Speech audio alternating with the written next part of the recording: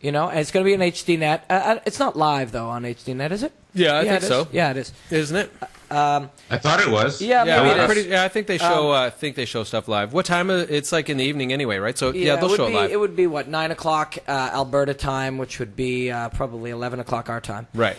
Here in the east. For the 12 people watching, 8 of them are probably out here in the east. Right. Exactly. But I would absolutely love to see that card. I'm going to be watching it. MFC, Marc-Andre, what do you think? Like, I think that what the Pavlich family has done and what MFC has done has really elevated MMA in this country. What's your thoughts?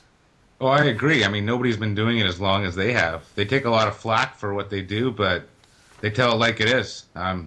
I haven't always gotten along with them, but in the end, we always respected each other, and I have nothing but respect for those guys, and they do very good things. They give the athletes a lot of opportunities that nobody else is giving them in this country, and doing great things. And they're looking to do a lot more. They're looking to expand to the States this year as well, and I'm looking forward to seeing what they have cooking.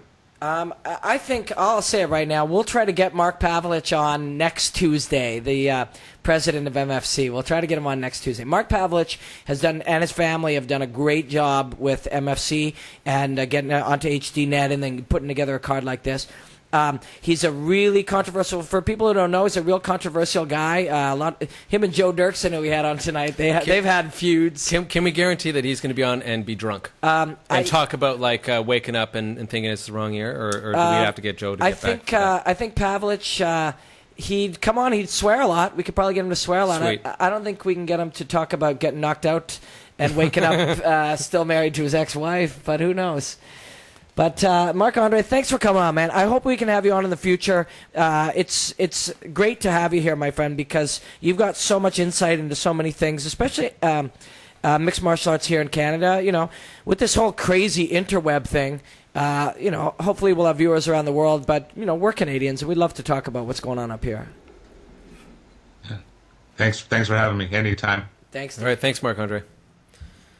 All right, cool. So we've totally run out of time, except we started the show a few minutes late, so let's just blabber on for a couple more minutes. Couldn't we like go on forever? Yeah, we're going to go till midnight. Yeah. Which totally like is pissing everybody off. Every minute we're losing one of the 12 viewers that we have right now. That's right. Even Sean Quinn is just signed off, who may be a guest in the next couple of weeks. That's right. Can we just quickly talk about UFC 95, since we just mentioned MFC 20? Absolutely. Let's talk about UFC 95. Coming it's this Saturday. It's in England, which is I'm not going to be there. No. And right, so we've got Sanchez versus Stevenson as the main event. Yeah. What's your take? Well, it's a great fight. Like, this is a fight that fighters want to see. You know, this is it's interesting because Sanchez is dropping down to 155, as everyone knows, and you know, he's going to be a huge 155. But Joe Daddy's a huge 155 as well. Sanchez has been saying that he doesn't think that Stevenson has evolved over the last couple of years, and there's people that agree with that. You know, he still pulls off a wicked guillotine. He's still got good wrestling. He's got good boxing, but he does look a lot like the same Joe Stevenson. But that Joe Stevenson's a badass. You know, Joe Stevenson's always fought really well. Yeah. I've always been sort of a huge fan of how well he's fought. He's fought so hard, round through an entire fight.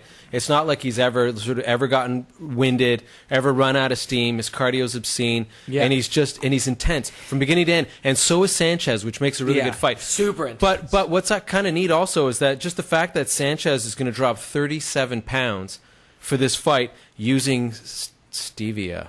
Yeah, right. Anybody who's like looked at stevia on the internet, there's this guy, I don't know, what's his name, Dan Quinn or something, who talks about how stevia made him, you know, into a superhero. But really, it seems like, judging from his videotapes, that it's methamphetamine that the guy's on. But you know, Sanchez is just crazy. Like, by all accounts, the guy's a little bit of a whack job, and nobody believes stevia does anything except for this Dan Quinn psycho and Sanchez. But anyway, Sanchez thinks it's like the greatest thing since sliced bread. Well, but you know, and the whole cool. dropping 37 pounds thing, it's like a lot of these guys, when you get to an elite, like when you're at a starting out level. And you're trying to make a name for yourself, you have to stay close to weight all the time. And you have to train all the time. You train twice a day, whether you've got a fight coming up in 6 weeks or you've got a fight coming up in 6 months. Well, it's just because you're constantly learning, too. Yeah, you're still on the ramp up, right? You have to still be improving, right? Right. But a guy like Sanchez who's, you know, 21 fights in or 22 fights in, whatever he's at, he probably takes time off in between. And right after a fight that he fought at 170 before, he's fighting at 185. 4 days later, he's literally 200 pounds. Right. You know what I mean? And Yeah. so it's not fit weight. By the time he was starting training camp, he was probably 175. So he probably really cut 20 pounds. He's going to really cut 20 pounds, which for these elite athletes is not that much. Right. You know. Stevenson's a huge guy. I saw him at XMMA in Montreal when I was there calling the fights, and we spent. I was there calling with Chris Hordesky, who's a friend of mine, and he's really good friends with Joe. So we were around him a lot, and he was close to 200 pounds at that time. Right. So Joe's a big guy too.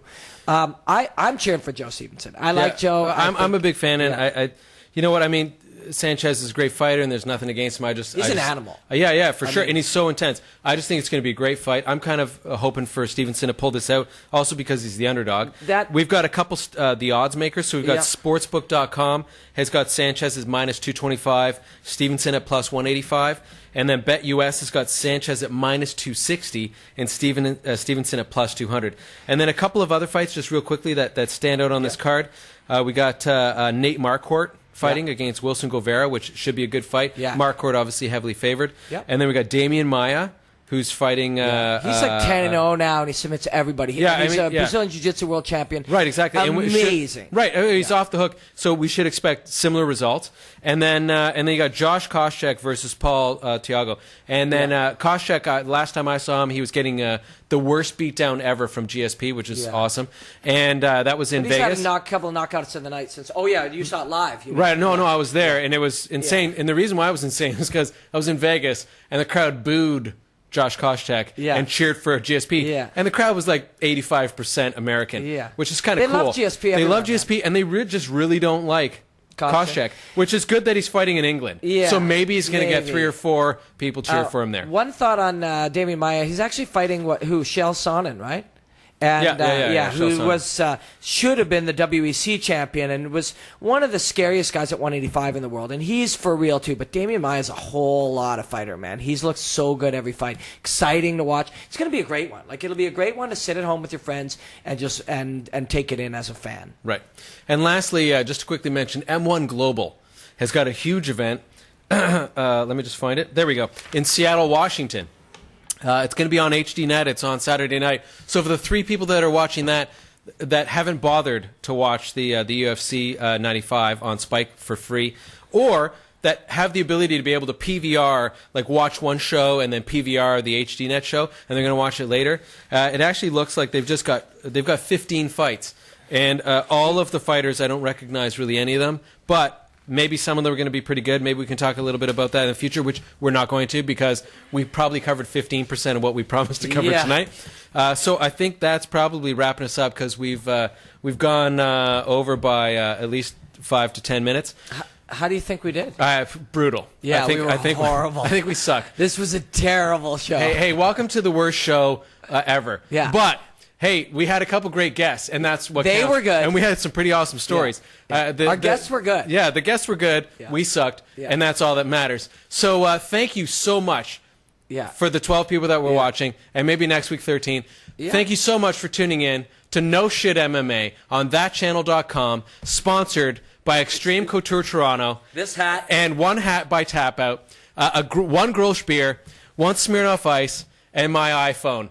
That's pretty much all we got to say. Until next week, which we may have the president of... I'm hoping that we get Mark Pavlich from the MFC to talk to us about the MFC card next week, and we'll find another good fighter to get on. I'd like to get Joe Stevenson, but maybe we'll have to wait a week for that. And maybe eventually we can convince somebody to actually come in a studio, and we'll talk to them here, and then we can fight them.